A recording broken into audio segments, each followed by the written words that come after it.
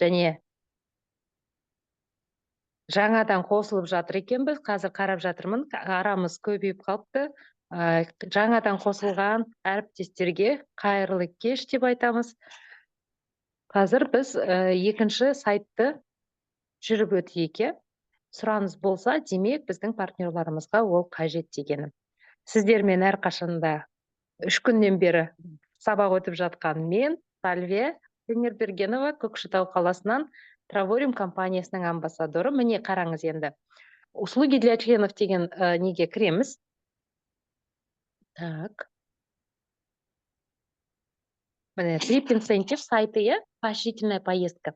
Міне, менікі де таңдалған, бірақ ашылып тұр. View location.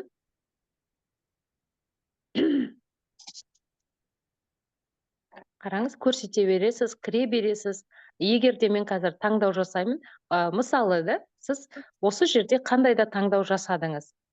Міне, Италияны таңдадық, мысалға. Италияда бізде қай жерлерге беріп жатыр? Міне, Римға беріп жатыр, 5 күнге, 4 күнге. Негізінде мен көп адамға, наоборот, осы Европаны таңдауға кеңес берер едім сіздерге. Себебі білесіздер, Европада отельдер, апартаменттер емес қой, енді бұл жерде отельден орын береді, отельдер өте қымбат. Осы біздің поощрительная поездкамен Европаға барып келсеңіздер болады. Міне, Венецияға қараңыз, 5 күн беріп жатыр. Милан 4 күн. Римға алып 5 күн жақсы көріп келуге болады Римға. Енді мен 3 күн болғам Римда, 3 күн енді аз болады. Міне мысалы. Міне мен таңдағым келді, мысалы Римді, мен таңдаймын. Енді бұл бізде подтверждение сұрайды.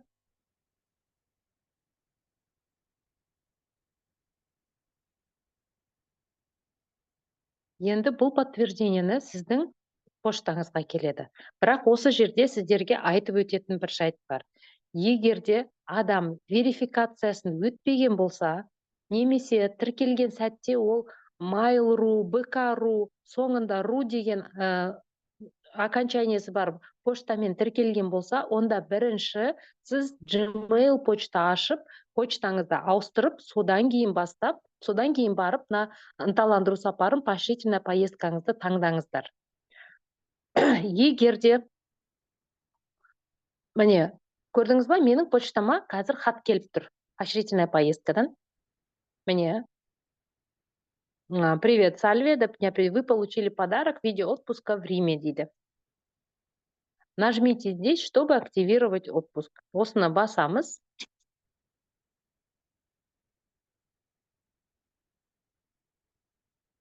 Кейбір кісілер осыны басады, таңдау жасау үшін басады да, одан кейін 7 күн бойы оған, сенде 3 күн қалды, сенде 4 күн қалды деп хат келіп жатады. Оған еш уайымдамаңыздар. Сіздерде ештеме күймейді ешқашан. Ол тек қана сізге сол таңдауыңызды жасадыңыз, енді әрі қарай рәсімдеңіз деген сообщение келуі мүмкін. Егерде оны біреуге көрсету үшін, немесе өзіңіз как пробный вариант әлі таңдау жасаған жоқсыз, жай көрген болсаңыз, онда ол нелерге мән бермеңіз. Ол келіп жатқан хаттарға 7 күннен кейін ол тоқтайды. Міне қараңыз, мына жерде беріп жатқан Римдағы 4 күнге беріп жатқан отель 4 адамға бағасы $936 құрайды екен. Міне, мысалы, мынадай отельдер бере алады екен. Енді осыны ары қарай жалғастыру үшін мен Activated Now жасыл кнопкасын басамын.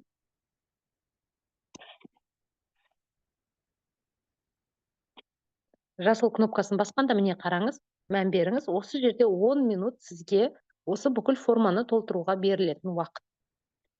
Бұл жерде өте оңай форманы толтыру, ағылшын тілінде өзіңіздің аты жөніңізді, Gmail адресіңізді, мысалы да, мен Mail.ru-ды қойдым, жарайды. Так, телефон номерін, қайтадан e-mail адрес сұрайды. Так, Ой, e-mail емес, адрес екен ғой бұл. Так, мысалы, так, Сабатаева.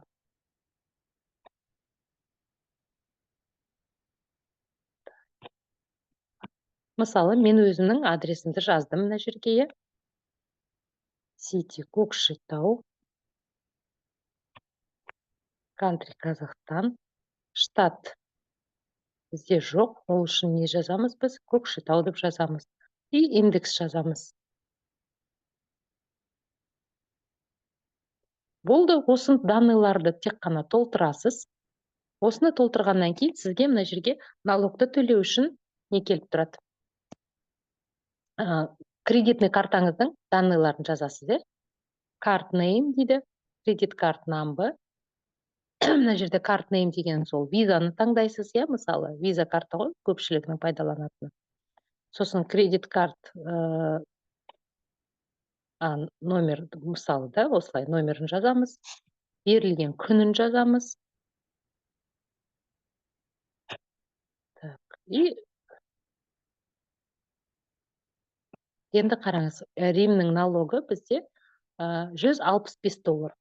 Және бұл жерде екі міне не тұр.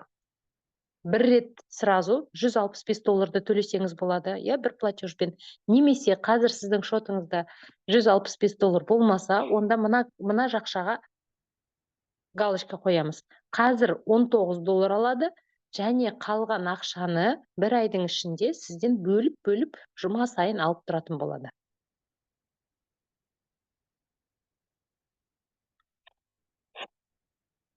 Так. Міне осыны толтырдық бәрі, Activated Now'ды басатын болса, қазір бізден картамыздан $19 шешіледі де, осы таңдау жасалды. Міне Рим.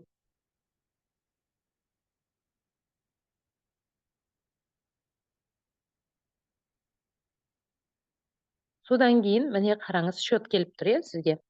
4 түн дейді, таксалары $165, соның біз 19-ын ғана төлейміз. Қалғанын бізден бөліп алатын болады. Міне бізге графикта жазып қойған. 22 июнь, 29 июнь, 6 июль, 13 июль. $36 бізден алып отырады, жұмасына бір рет. Сөйтіп $165 компания несіне сіздің поощрительный поездкаңызға төлейтін сіздің налогыңыз. Және бұл поощрительный поездкада сіз таңдау жасадыңыз, бірақ сіздің таңдауыңыз ауыстырғыңыз келсе, ол кезде біз осы таңдау жасағаннан кейін, таңдау жасадыңыз, налогыңызды төледіңіз, біраз уақыт өткеннен кейін сіз оны айырбастағыңыз келді. Сол сәтте сіз қайда кіресіз? Енді кейінгі осы нені төлегеннен кейін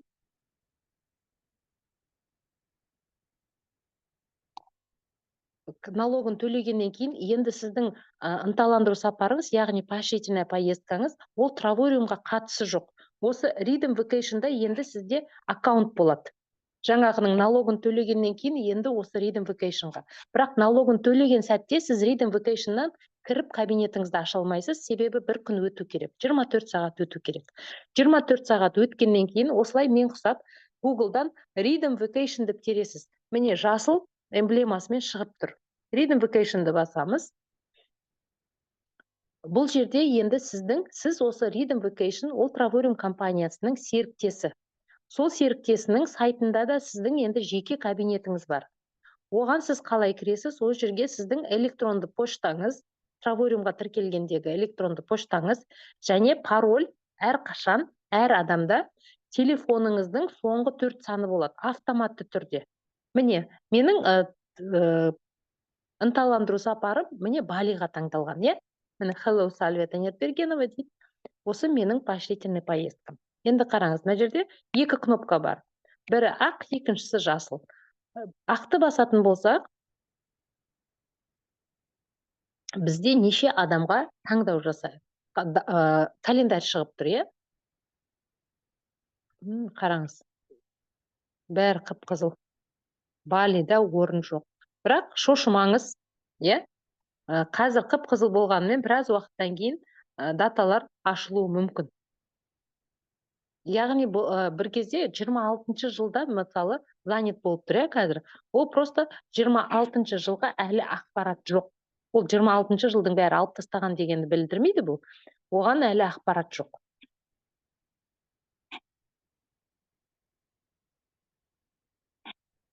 Және осы жерде сізге не таңдау береді? Адам саны.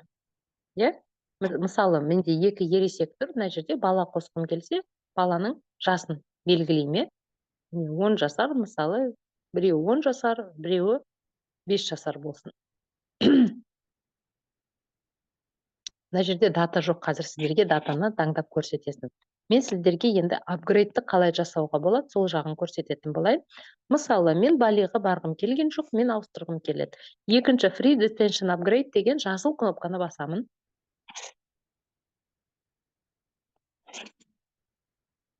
Так, міне бізге айтады, ультра лакшери резортқа айырбастауға мүмкіншілік дейді. Қараңыз, маған қазір қайда айырбастауға мүмкіншілік беріп тұр? Доминикана республикасына қараңыз, all inclusive 5 түнге керемет ұсыныс. Мексика, Канкун, Кабо Сан-Лукас, Мексика, Пуэрто Веларта, Мексика, Лас-Вегасқа 3 түнге айырбастауға болады. Міне, маған қазіргі сәтте беріп тұрған осы направление. Осылардың біріне айырбастасам болады. Міне, мен егер мынаны View Free Upgrade басатын болсам,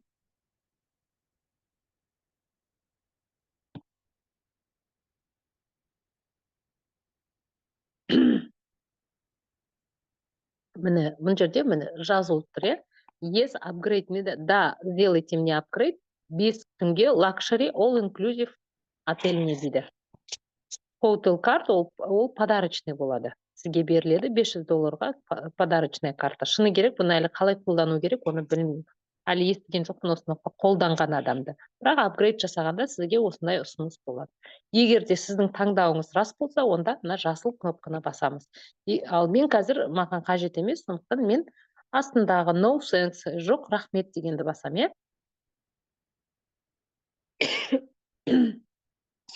Міне осылай сіз таңдауыңыздан кейін де осылай ауыстыруға мүмкіншілігіңіз бар.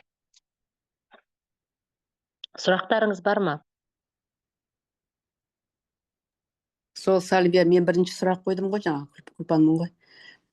Датаны сол көрсете алмай қиналып жүрмін да партнерларға. Сол үшін жасыл дата, қызыл дата. Өзім бронировать етіп қойдым, өзім барам скоро. Қараңыз, сіз кез келген мемлекетті ол жерді таңдау жасамағанша датасын көре алмайсыз. Иә. Әркім тек қана өзінің таңдаған мемлекетінің календарин ғана көре алады. Дело в том, что уже налог төлеп қойған соң ғана нетеді ғой. Апгрейд жасағанда оған жарамай жатыр. Ол датасын көрді, дата жоқ екен. Өзіне онда сіз Freedom Vacation'ның өзінің саппорты бар. Сол саппортына жазыңыз. Сіз налогыңызды қайтарып алып, басқа мемлекет таңдауға мүмкіншілігіңіз бар.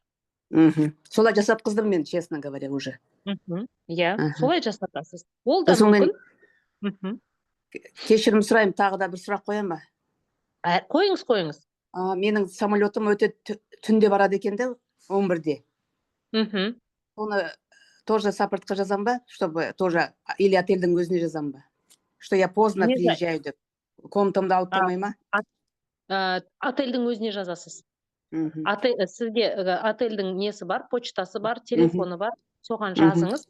Және сіз отельден еще трансфер сұрасаңыз да болады. Егер бір мемлекеттер болады ғой, допустим, егерді қандай жалғыз, тем более бізде поощрительный поездкаға көбінесе бір жанұя өзі жалғыз барады, сол сәтте сізге трансфердің бағасын да білсеңіз болады. Отель өзі трансферді жібере алады. Ол әрине ақылы. Әрине. Рахмет. Болды, сұрағым жоқ, рахмет. Так, бізде эфирімізда мына жерде біздің Айгүл ханым отыр. Айгүл ханым, мен білем, сіздер мына поощрительный поездкаларыңызды Тенерифе аралына таңдадыңыздар, Да, саламатсыз ба? Саламатсыз ба? Сіздер қашан Алла бұйыртса жолға шығайын деп отырсыздар? 29-ы, виза 29-нан берді ғой, 20-сына дейін, июльдің. 29 июньнен 23 июльге дейін. Мгм. Енді мен шыны керек, менің напарницам ол уже тікелей Астанадан алып қойған, туда обратно Тенерифке. Тенериф, то есть Астана Тенериф, Тенериф Астана алған. Мгм. Просто ол кісі 5 күн болады, қайтады неге десеңіз бір жұмыстармен. Енді мен Мгм. енді ақыры ол билет қой көбіне көп қымбат. Сосын братала көріп келейін Европаны деп өзім кетіп бара жатырмын да енді. Соны Мгм. короче, Ақтау, Барселона алдым. Ақтау, Турция, Стамбул, Барселона. Сағат 11-де келем. Содан кейін 11-ден Барселонадан Тенерифке алып жатырмын бұйырса. Мгм. А, Мгм. Сосын Тенерифта сол не 29-нан 3-не дейін. Мгм. Содан кейін енді билет қарап қойдым, но мен прям ала алмай отырмын мына неден. Тенерифтан неге дейін, Прагаға дейін. Ана 2-сінен 6-сына дейін болады ма? Иә, әлемдік тур 2-сінен 6-сына дейін. 2-сінен 6-сы включительно. Сосын 7-сіне кетесіздер да, шығады да? Или қалай, 6-сы кетеді ме? 6-сы. 6-сы нешеде уже? 4 күн ғой. 2-сіне қонамыз, 2-сі, 3-і, 4-і, 5-і. 6-сы күні сағат 10-да уже бізде чек-аут болады. Сағат таңғы 10-да ма? Иә. Если тағы да бір күнге қалам десем, бұл уақыттарда travel сайт арқылы алу керек та? Иә, travel сайт арқылы. Сол гостиницадан ба? Сол Или гостиницадан алуға болады, басқа жерден алуға болады. Прагада көп қой. гостиницаның аты қандай еді мына 2-сінен 6-сына дейін болатын? Так, есімде жоқ қазір, шыны керек. Мгм. Соны біреулер бармайтын болып, соны неткен маған ұсынған. Мгм. Жақсы, онда енді келесі эфирларымызда Айгүл ханым бізбен бөлісетін болады Тенерифе аралына барып қалай демалып келгені жайлы. Осы. Мгм. Бүгін Енді қараңыз да, Сальма ханым, біздер вообще екеуміз 2 поощрительный бойынша 4 күн Тенерифта, 4 күн Барселонада болайық деп едік. Мгм. Тенерифта оның аккаунтымен, Барселонада менің аккаунтымен. Мгм.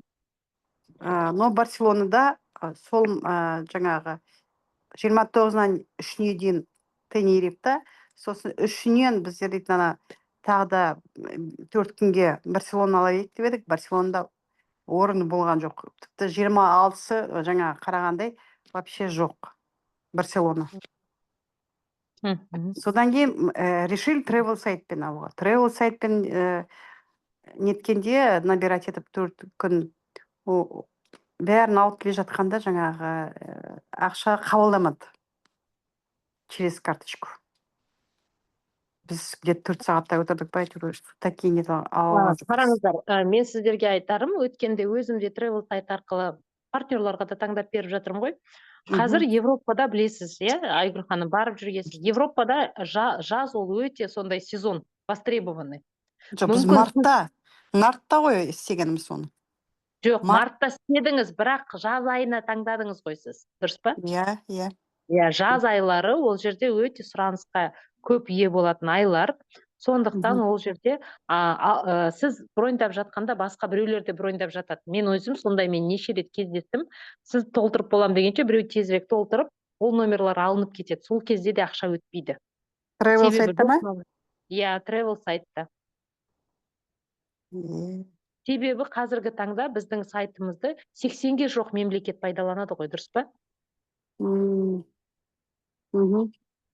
Сол, егер ол номер, сіз таңдаған номер алынып қойған болса, онда сіздің ақшаңыз өтпейді. Ол дұрыс қой енді. Сатылған номерді 2-ші рет, 3-ші рет сата алмайды ғой. Сол, енді оның, сол уақытта помните, мен сізге звондап сұрадым, неге өтпей тұр дегенде, соның жауабын ала алған жоқпын ғой, кімнен? Гүлфараға звондадым. Солай болғанда біз басқа отель іздейміз қондашы, да? Басқа отель іздеу керек. Мысалы, travel сайт енді ертең, мысалы, мен Прага... Айгүл ханым, давайте оны жекеге не қылайық, иә? Бүгін мына поощрительная поездка жайында сізден сұрап өтейін деп не қылған болатынмын. Мына көп адам отыр, уақыттарын алмайық. Ол кісілердің мен сол Ну, мне жеке кажется, все равно, айтып Сальвия ханым, ол дейтін ертең ол бәріне керек не жаңағы отырмын. нәрсе. Неге десеңіз, енді Европа барғанда 4 күн, енді соншама билетке ақша төлеп барғанда 4 күн болмай, тағы да үстінен басқа қасындағы елді ауып, сондай оймен бөлісіп жатқаным ғой, мысалы. Ертең бәріне керек ол. Дұрыс. Ешкім ол 4 күннен қайтпайды. Европаға барған адам бір жұмас 10 күнсіз ешкім қайтпайды. Европа түгіл кез келген елге барғанда ол ұшып барғаннан кейін 4 күн ештеме емес. Қазір өзіміз отырып, кешкісін қыздармен отырып сол маршрутты не қылаймыз, таңдаймыз. Қай жерге барамыз? Мен параллельно еще автобусный экскурсиялар қарап жатырмын. Мемлекеттер арасында автобуспен жүріп, тағы экскурсия жасайтын. Олармен де сол іздеп жатырмын, Айгүл ханым, қазір. Жоқ, ол енді сіздер 26-сынан ғой, мен 29-дан келем де, сразу Тенерифеға ұшып кетуім керек 3 сағаттан кейін. Содан кейін біз Тенерифтен Прагаға келем. Прагада 3-інде келем, 6-сына дейін 7-сіне дейін болып, 7-сінде қайтадан Барселонаға ұшамын. Барселонадан 1-2 күн болғым келеді, сол travel сайт арқылы. Сол travel сайт арқылы мен дейтін неше күн алдын ала билет номерді нетуім керек, алуым керек. Қараңыз, бізде 2 travel сайт бар. Егер де сіз ескі travel сайтты пайдаланатын болсаңыз, хотя бы бір күн бұрын таңдауыңыз керек. Күнбе-күн таңдай алмайсыз. Ал егер жаңа travel сайттан, ода сол күні таңдасаңыз да болады. Болады, да? Соны сұрайын дегенмін, иә. Болады. Все хорошо, потому что Европада, конечно, ол поощрительный алсаңыз да, жаңағы мировойды алсаңыз да, күні аз ғой. Сондықтан билет қымбат. Арзан емес енді, шыны керек. Жол қымбаттау. Сондықтан ол барғаннан кейін сол билетпен біратала екі мемлекет қарап, 2-3 қала қарап қайтқан дұрыс деп ойлаймын ғой. Әрине. Соған кішкене не керек та, енді практика керек. Соны айтып жатқаным ғой. Рахмет сізге, Айгүл ханым. Рахмет сізге. Потом жекеңізге шығып, мен дейтін по поводу билета сұрайын деген болады ғой, да? Попозже. Жекеге шығасыз, Все хорошо. Рахмет.